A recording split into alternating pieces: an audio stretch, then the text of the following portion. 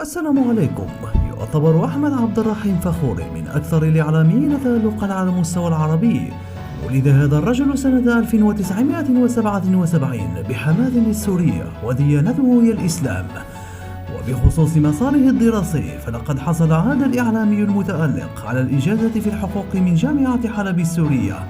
بخصوص مساره المهني، فلقد بدأ أحمد منذ سنة 2004 كمراسل في قناة الغد ومقدم نشرة الأخبار في هيئة الإذاعة العامة والتلفزيون السوري.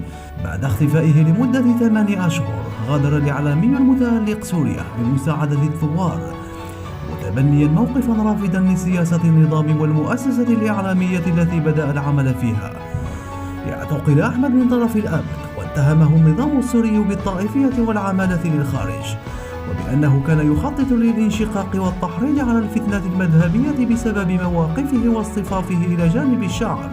بعد مغادرته البلاد، التحق الإعلامي المتألق بقناة BBC البريطانية كمعد ومقدم للبرنامج الرائع BBC Trending، الذي يهتم بالوقائع والأحداث الأكثر إثارة في الدول العربية. وبسرعة البرق احتل هذا البرنامج المقدمة من خلال الكم الهائل للمشاهدات على قناة BBC على اليوتيوب.